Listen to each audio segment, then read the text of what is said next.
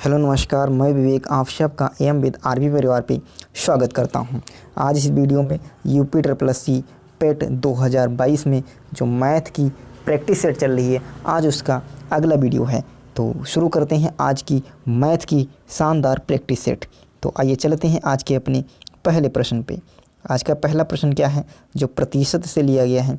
प्रश्न क्या कहा गया है कि यदि चीनी की कीमत में 25% की वृद्धि हो जाए तो किसी ग्राहक को चीनी की खपत में कितने प्रतिशत की कमी करनी पड़ेगी ताकि उसकी चीनी की खर्च ना बढ़े। अब यहाँ पर देखो कितने प्रतिशत की वृद्धि हो रही है, तो आप कहोगे 25% की वृद्धि। सिंपल सा आपने लिखा 25%, और 25% की आपको पता है कि फ्रिक्शन वैल्यू कितनी होती है, तो आप कहोगे 1/4। कितनी होगी? 1/4। कहने का मतलब क्या है कि पहले जो कोई चीनी थी वो 4 रुपये की थी और 1 रुपये की क्या हो गई है वृद्धि। जब 4 रुपये में 1 रुपये की वृद्धि हो जाएगी तो आप कहोगे कितनी हो जाएगी? 5 रुपये, यानी 1/5। सिंपल सा आपको 1/5 का प्रतिशत निकाल लेना है, और प्रतिशत निकालने के लिए हमेशा 100 से गुना किया जाता है। तो इसको कट करोगे 5 से 5 कम 5, 5 दूनी 10, यानी आपका उत्तर कितना आ जाएगा? 20%। कितना आ गया? सिंपल सा 20%। तो कहा गया है चीनी के खपत में कितने प्रतिशत की कमी करनी पड़ेगी, तो 20% की कमी करनी पड़ेगी, यानी आपका ऑप्शन जो ए है वह बिल्कुल सही जवाब होगा। यदि वह 20% की कमी कर देगा तो उसकी चीनी का खर्च उसके जो जितना पहले था उससे वो बिल्कुल स्थिर रहेगा, यानी नहीं बढ़ेगा। यानी ऑप्शन आपका कौन सा सही हो जाएगा? ए जो होगा बिल्कुल सही जवाब होगा। अगले प्रश्न की ओर बढ़ें। अगला प्रश्न क्या कहा गया है?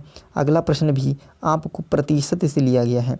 क्या कहा गया है कि किसी व्यक्ति के वेतन में पहले 20% की वृद्धि कर दी गई, फिर उसके वेतन में 20% की कमी कर दी गई। उसके वेतन में क्या परिवर्तन पड़ा है? देखो, जब कभी भी किसी में चीज़ में जितने प्रतिशत की वृद्धि की जाए और उतने ही प्रतिशत की कमी कर दी जाए, तो हमेशा ऐसे कंडीशन में क्या होगी? कमी होती है। और उसका एक फार्मूला होता है क्या? R²/100। कितना होता है? R²/100। आर क्या है? आर है आपका रेट, यानी प्रतिशत। तो यहाँ पर देखो 20% की गई है, तो हम 20 का स्क्वायर करेंगे, और 20 का स्क्वायर कितना हो जाएगा? 400, और 100 नीचे लिख लेंगे। ये 2 जीरो से 2 जीरो कट जाएगा, यानी 4% की क्या हो जाएगी? कमी। हमेशा क्या दिखाएगा? ये कमी, यानी 4% की कमी हो जाएगी। क्या हो जाएगी? 4% की कमी हो जाएगी। क्लियर है? क्लियर है यहाँ तक भैया? जैसे इस प्रश्न को हम सॉल्व एक मान लेकर के सॉल्व करें, तो जैसे आपके पास पहले कितने, आपके पास मान लीजिए पहले 100 रुपये थे। कितने रुपए थे? 100 रुपये। इसमें यदि हम 20% की वृद्धि कर दें, यानी 100 का 20% निकालें, तो कितना आएगा? 20 रुपये आएगा, और 20 रुपये में जोड़ेंगे तो ये कितना हो जाएगा? 120 रुपये। कितना हो जाएगा? 120 रुपये। आपके पास पहले कितने रुपए थे? 100 रुपये थे। इसमें मैंने क्या किया? 20% की वृद्धि कर दी। जब 20% की वृद्धि करोगे, यानी 100 रुपये पर 20% निकालोगे तो 20 रुपये हो जाएगा। तो कितना आ गया आपके पास? 120 रुपये। अब 120 रुपये में हम फिर 20% की कमी कर दें, तो इसका यदि हम 20% निकालेंगे तो कितना आ जाएगा? यह 120 का 20% निकालोगे 24 आ जाएगा, और 24 रुपये इसमें से माइनस कर दोगे तो कितना आ जाएगा? ये 24 रुपये माइनस करोगे तो 96 रुपये हो जाएगा। 120 का यदि हम 20% निकालेंगे तो कितना हो जाएगा? देखो, ये 2 जीरो से 2 जीरो कट जाएगा, यानी 12 दूनी 24 रुपये आ जाएगा। कितना आ जाएगा? 24 रुपये आ जाएगा। अब 120 में से हम 24 माइनस कर देंगे तो कितना आएगा? 96।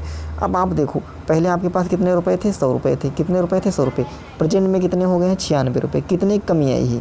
तो आप कहोगे सिंपल सी 4% की कमी आई है। 100% पे 4 की कमी। तो यह मान रख करके आप कर सकते हो, या आप सिंपल फार्मूला जो बताए हैं कौन सा? R²/100। यहाँ से आप कर सकते हो, जितना R दे रखा हो रेट, यानी 20 दे रखा हो, तो 20 का स्क्वायर 400 करोगे, और नीचे 100 है तो 100 कर दोगे, यानी 2 जीरो से 2 जीरो कट जाएगा, यानी जितना आएगा, यानी 4% की कमी। हमेशा कमी आएगी, हमेशा कमी आएगी, यानी ऑप्शन कौन सा सही हो जाएगा? ए आपका सही हो जाएगा। अगले प्रश्न की ओर बढ़ चलेंगे। अगला प्रश्न क्या कहा गया है? अगला प्रश्न आपका औसत से लिया गया है। क्या कहा गया है कि 7 संख्याओं का औसत जो है वो 8 है। यदि इनमें से एक संख्या जोड़ दी जाए, अब इसमें क्या किया गया है? एक संख्या और जोड़ दी गई है, तो औसत कितना हो गया है? 9 हो गया। तो वह जोड़ी गई संख्या कौन सी है, यह आपसे पूछा गया है कि जोड़ी गई जो संख्या है वो कौन सी है। इसको ध्यान से देखना। क्या कहा गया है कि 7 संख्याओं का औसत कितना है? 8 है। और देखो औसत में वृद्धि हो गई, यदि जोड़ दी जाए तो औसत में कितने की वृद्धि हो गई है? 8 से 9 हो गया, यानी कितने की वृद्धि हो गई है? 1 की वृद्धि हो गई। और जितनी भी औसत में वृद्धि होती है उतनी प्रत्येक संख्या में वृद्धि होती है, उतनी प्रत्येक संख्या में वृद्धि होगी। आपके पास संख्याएं कितनी हैं? 7। बिल्कुल गलत, संख्याएं 7 नहीं है, कह रहा उसमें एक संख्या और जोड़ दी गई है। अब संख्याएं कितनी हो गई? संख्या पहले 7 थी, एक संख्या और जोड़ दी गई है, तो संख्या आपके पास टोटल 8 हो गई है। और जब ऐसा कुछ किया गया है तो औसत में 1 की वृद्धि हो गई, और जितनी भी औसत में वृद्धि होगी उतना प्रत्येक संख्या में होगा। यानी संख्या हमारे पास 8 हैं, तो 8 की तो हमारे पास वृद्धि हो गई, प्रत्येक संख्या में 1 की वृद्धि हुई, यानी 8 की वृद्धि हो गई। और पहले हमारे पास कितना था? 8 था, यानी 8 में हम 8 और जोड़ देंगे, तो हमारे पास जो नई संख्या आई होगी वह कितनी है? 16। कितनी होगी? 16। यानी ऑप्शन आपका डी से ही हो जाएगा। कैसे? ध्यान रखना होता है इस औसत में क्या, कि जितनी संख्याएं, जितना औसत है, जितना भी औसत की वृद्धि होगी उतना प्रत्येक संख्या में वृद्धि होगी। यदि यहाँ पर देखो 8 से 9 हुआ है, यानी 1 की वृद्धि हुई है, यानी प्रत्येक संख्या में 1 की वृद्धि हो जाएगी। जितनी औसत में वृद्धि होगी, जितनी कमी होगी उतनी कमी दिखाएगा। तो वृद्धि हुई थी, यानी प्रत्येक संख्या में 1 की वृद्धि हो जाएगी। तो हमारे पास संख्या 8 हो गई थी, यानी 8 की वृद्धि हो गई हमारे पास। कितने की वृद्धि हो गई? 8 की वृद्धि हो गई है। औसत पहले 8 था। औसत का मतलब क्या है? यदि 7 लोग थे तो सबका वजन मान लिया जाए तो 8 किलो का पहले से था, और 8 बढ़ा है, तो 8 तो पहले से था और 8 बढ़ गया, तो जो नया आया होगा वो कितना होगा? 16। यानी ऑप्शन डी सही हो जाता है। अगले प्रश्न की ओर बढ़ चलेंगे। अगला प्रश्न भी औसत से दिया गया है कि 5 संख्याओं का औसत 27 है। यदि उनमें से एक संख्या निकाल दी जाए तो औसत 2 की कमी आ जाती है। कितने कमी आ जाती है? 2 की कमी आ जाती है। ध्यान रखना, औसत कितना है? 27 किलो का है, यानी जितने भी 4 लोग, जितने भी 5 लोग हैं वो सब 27 के हैं। कितने के हैं? 27 के। और यदि एक व्यक्ति इसमें से निकाल दिया गया तो कमी आ गई है औसत में। क्या आ गई है? कमी आ गई है। यदि सोचो यदि 27 का ही निकाला गया होता तो कमी आती? नहीं आती। कमी कहाँ? कमी इसलिए आई है क्योंकि जो व्यक्ति निकला है वो कहीं ना कहीं 27 से ज़्यादा होगा, इसीलिए निकला, इसीलिए कमी आई है ना।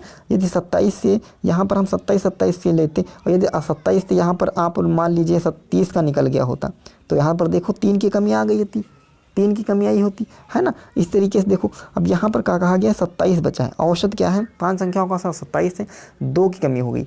अब जितने भी औसत में कमी होगी उतना प्रत्येक संख्या में कमी होगी। ठीक है, संख्याएँ कितनी थी?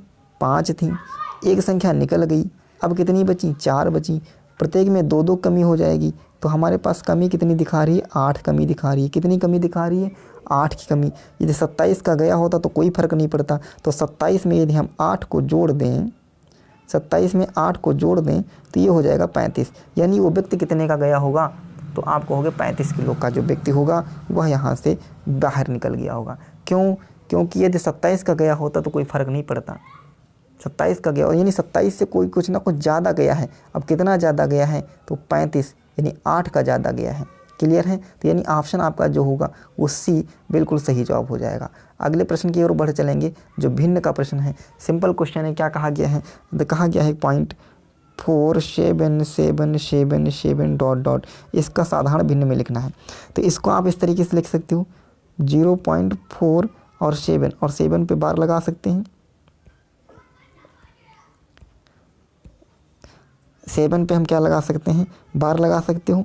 अब इसको कैसे हल करोगे? जब देखो, जब बार वाला सवाल लगा है तो आप कैसे करोगे इसको आप लिखोगे 47, जितने पे बार है, जितने पे नहीं है उसको माइनस करेंगे, बटे जितने पे बार है उसको हम 9 लिखते हैं, और जितने बार नहीं है उसको हम 0 कर देते हैं। सबसे पहले 47 जो संख्या दे रखी होती है, फिर उसके बाद में उस संख्या को माइनस कर देते हैं जितनी संख्या पे बार नहीं है। तो बार किस पे नहीं है? 4 पे, तो 4 को माइनस कर दिया, बटे जिस संख्या पे बार है, जितनी संख्या पे बार है उतने 9 लिखेंगे, तो एक संख्या पे बार है तो 1 9 लिखे, और जितनी संख्या पे बार नहीं उतने 0 हो जाएंगे। तो एक संख्या पे बार नहीं है तो एक संख्या पे क्या हो गया? 0 हो गया। अब 47 में से 4 घट जाएगा तो आपका उत्तर कितना आ जाएगा? 43 आ जाएगा, और नीचे क्या आ जाएगा? 90 आ जाएगा। ये किसी से कटेगा तो यह किसी से नहीं कट रहा है, तो आपका उत्तर कितना हो गया? आपका उत्तर हो गया 43/90। यानी आपका ऑप्शन जो बी होना चाहिए वो बिल्कुल सही हो जाना चाहिए मेरे हिसाब से। क्लियर है? आपका उत्तर 43/90 हो जाएगा। अगले प्रश्न की ओर बढ़ चलेंगे। अगला प्रश्न क्या कहा गया है? अगला प्रश्न भी भिन्न से है और कहा गया है कि a/6 बराबर है b/8 बराबर है c/14। तो आपको ज्ञात करना है a + b + c/c का मान ज्ञात करना है। ऐसे प्रश्नों में आप क्या करोगे, जो बटे में होगा, यानी a की वैल्यू कितनी मानोगे 6, b की वैल्यू कितनी मानोगे 8 और c की वैल्यू कितनी मानोगे 14। बस आपको मान रख देना है। तो a + b + c यानी 6 + 8 और +14 और बटे क्या है c है और c की वैल्यू कितनी है 14 है, यानी बटे 14।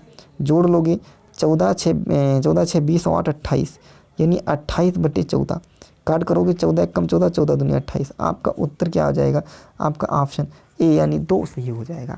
क्लियर है? चलो अगले प्रश्न की ओर बढ़ चलेंगे। अगला प्रश्न क्या कहा गया है? अगला प्रश्न है कि यदि a और b दो धनात्मक पूर्णांक इस प्रकार हैं कि a की पावर b बराबर 125 है तो a - b की पावर a + b - b का मान ज्ञात करना है। तो देखो a की पावर b, तो a की पावर b बराबर, इसको आप क्या लिख सकते हो? इसको आप लिख सकते हो 5 की पावर 3 लिख सकते हो, 5 की पावर 3 125 को, क्योंकि 25 की जब पूर्णखंड करोगे 55 25 पंचे 125। तो यहाँ से यदि a की वैल्यू निकालोगे, a की वैल्यू क्या हो जाएगी 5 और b की वैल्यू क्या आ रही है आपके सामने 3। यहाँ तक ठीक है? यहाँ तक ठीक है? बस इसमें मान रख दो। इसमें मान रखोगे a - b, a की जगह पर 5 है, b की जगह पर 3 है, तो a - b करोगे कितना आ जाएगा 2। यहाँ तक ठीक है? a + b 5 और +3 8 हो जाएगा और 8 में से 4 घटा दोगे कितना बच जाएगा 4। अब 2 की पावर 4 कितना होता है? कितना होता है? तो आप कहोगे 16। कितना होता है? 16। यानी ऑप्शन आपका कौन सा सही हो जाएगा? ए सही हो जाएगा। क्लियर है? तो कैसा लगा आज का सेशन? कमेंट बॉक्स में जरूर बताइएगा। यदि आप चैनल पर नए हो तो चैनल को जरूर सब्सक्राइब कर लीजिएगा। मिलेंगे कल अगले वीडियो में, तब तक के लिए धन्यवाद। जय हिंद।